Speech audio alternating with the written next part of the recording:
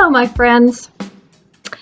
Well, I just went into my YouTube studio where I haven't been in a while, and there were like 23 comments in there that were spam or held for review or whatever.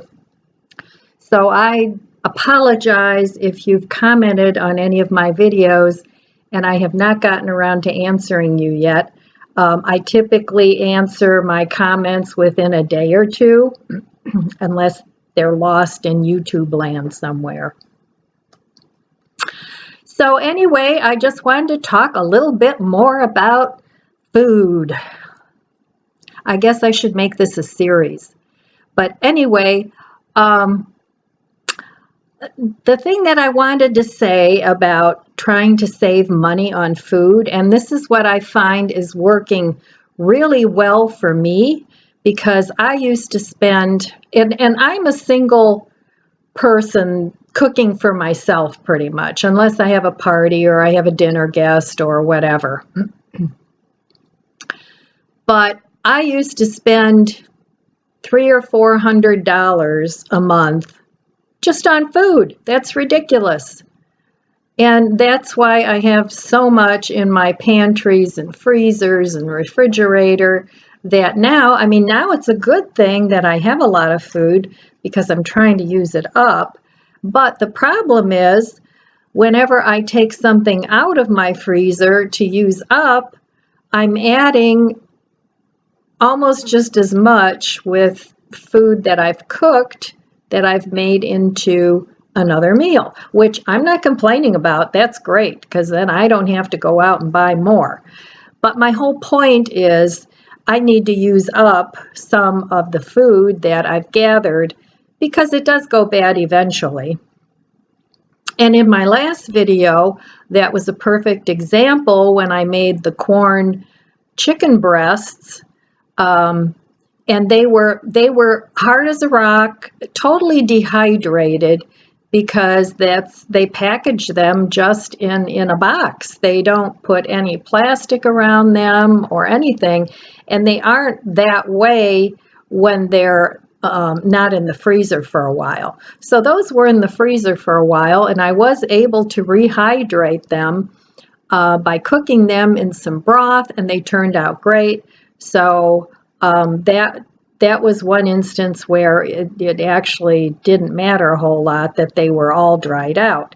But you don't want that to happen to all your food. So it's a fine balance between having enough food and having too much food, where you're actually going to end up wasting it, which is never a good thing. So I'm trying to avoid that. And pretty much it's going well. But I wanted to talk about shopping habits. When I used to spend a lot of money on food, I just didn't care. I just bought what I wanted to buy, and I didn't think anything more about it. But now, over the past year, 2019, and starting into this year, I've become much more mindful of what I buy and how I can use it.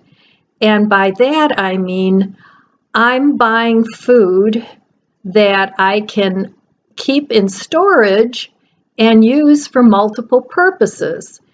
And like, for instance, I'll go back to my corn chicken.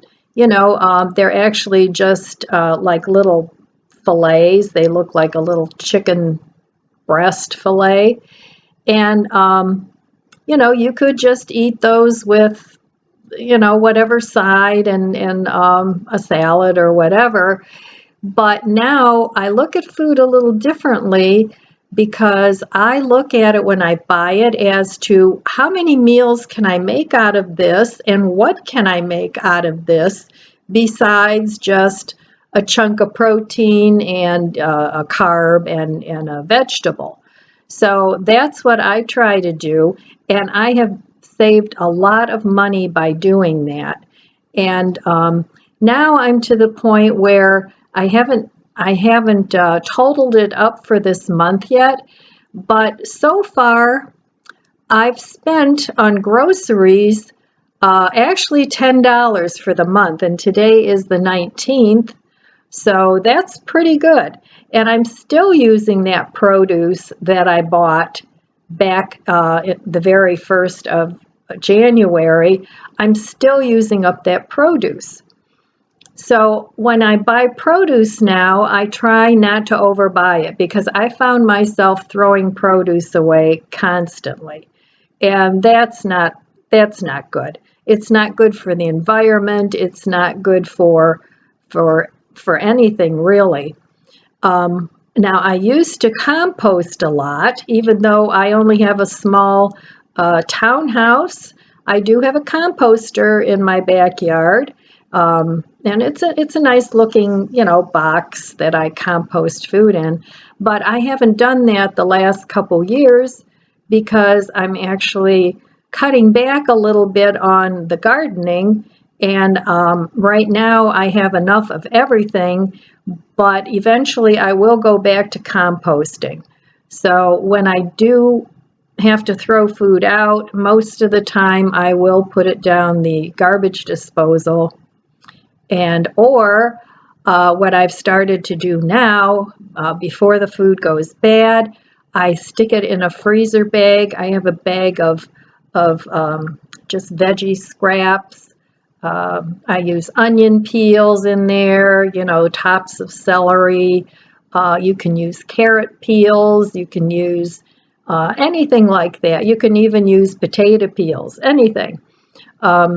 You can use salad that's starting to go bad, and just keep it in a freezer bag. And then when you have enough, make a veggie stock out of it. Or if you're a meat eater, you could put it in with your whatever, chicken stock or whatever stock you make. So saving on food that way. And I try to stick to basic foods now so that I can make a large variety of foods with the basic ingredients that I have. So I stock bread flour. Now I don't buy 20 pounds of it just for me because it would go bad eventually. But I keep a good couple of bags of it, and I think they're 5 pounds a piece. So that's 10 pounds of bread flour. You can store that in the freezer, but that takes up a lot of room. So I just store enough for at least a couple of months of rice, pasta, flours, regular flour and bread flour. Let's see, beans, peas, lentils, anything that'll keep like that. Nuts. If you're going to store nuts a little bit more long term, I would suggest putting them in a nice glass container that you can save the jars from your other food, or a freezable plastic container, and put your nuts in there. We vegetarians and vegans, we use a lot of nuts because it has a very high source of protein. So even my meat eater friends here, if you're trying to cut back a little bit on meat and maybe go a day or two of no meat, you might want to consider using some nuts in your cooking. You can put them in stir fry, all sorts of things. But those are the things that I stock up on, things that I can make something else with. In other words, because I don't eat a lot of dairy, I do eat some cheese, but for somebody that used to eat cheese every single day, now I very rarely buy it unless I'm having a party, or if I'm at a party, I'll buy it.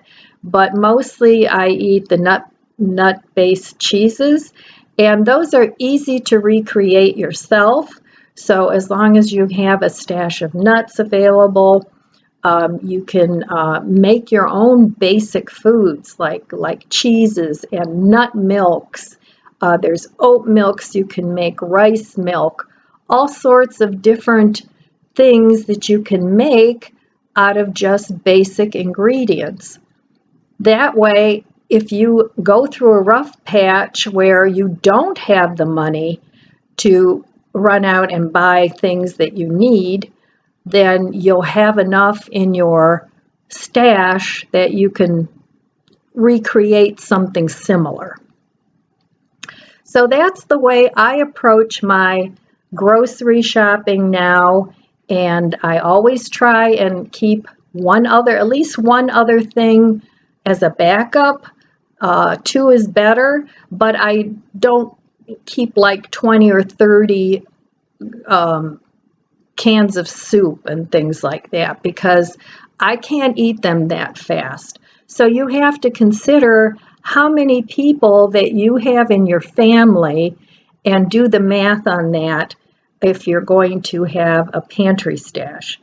And so that's what I do with my food and my grocery shopping now. And I try to preserve and prolong as much of my food as I can so that I only have to go shopping once a month now because I have enough in my house that I don't need to be running to the store 2 or 3 times a week, which is what I used to do. So an example of, I'll be right back.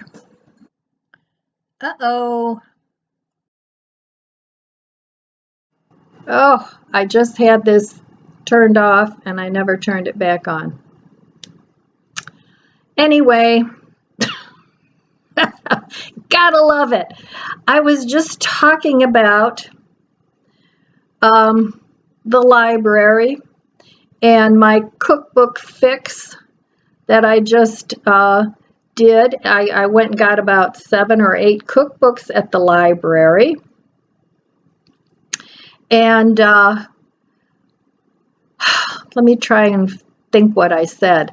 Oh, I was saying when you buy a cookbook, you know, most of the time, most of the cookbooks, they have a few recipes that you like, and that's what you were interested in the first place, and that's why you bought the cookbook. So what I'm going to do with the cookbooks that I have, I'm going to look through them. It gives me something to do because I like to read cookbooks. And then I'm just going to copy those recipes that I want. I have my own cookbook that I've put together in a big binder. In fact, I have a couple of them. So I will add to my own cookbooks from that.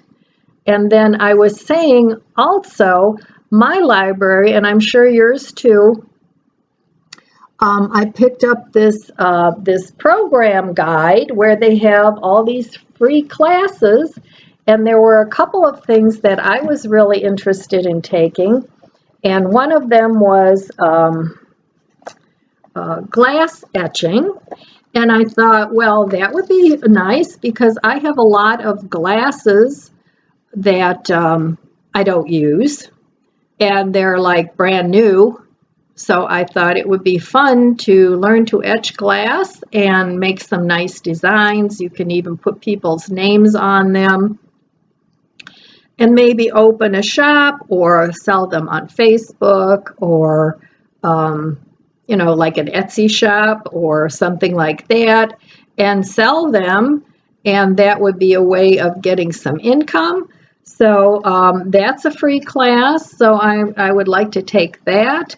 And another class that I thought would be fun, it's a 2-part class, and it's on podcasting. And I thought that would be a lot of fun. And it's you learn to record, edit, and share audio content and stories in a podcast format. I have no idea how to do a podcast. I am totally clueless on that. But that's a 2-night class. And it's something fun and free to do. And so check out your local library, and it's a fun thing to do. So I hope I'm not forgetting anything.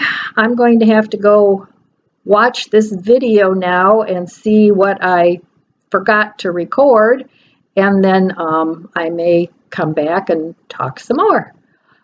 All right, I'm going to go See what I did?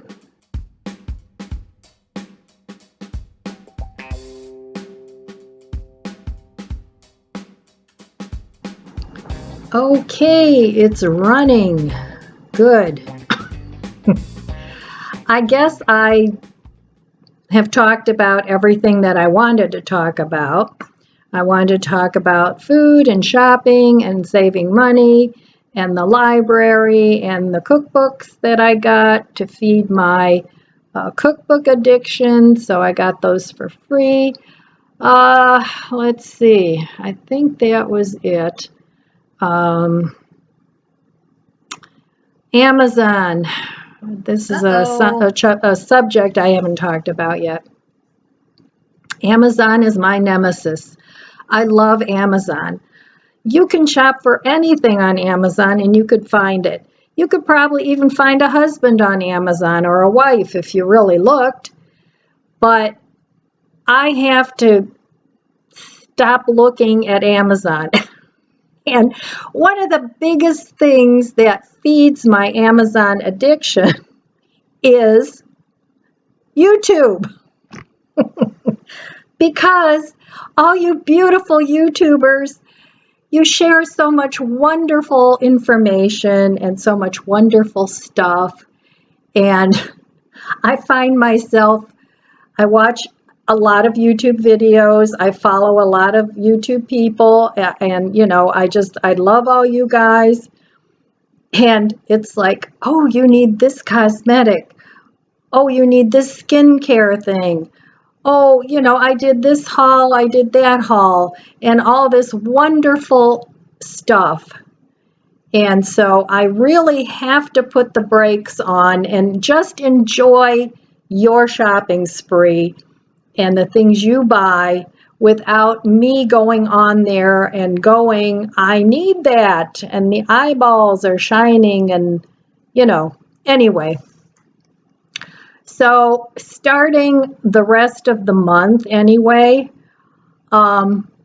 baby steps, I am going to try not to even open YouTube, or not YouTube, Amazon. I'm going to try not even opening Amazon to see what's what and sort of wean myself off of there a little bit because, yeah, it's my nemesis. But anyway, that's all I have for you guys today. It's been snowing here, as you saw in my last video. Not a whole lot, but we're getting some snow and it's getting colder, but it's going to warm up a little bit again. So enjoy your life, enjoy your day, go have some fun, be with the people you love. Try to stay off Amazon. All right, my friends, I love you guys, and I wish you abundant blessings, and I'll see you next time.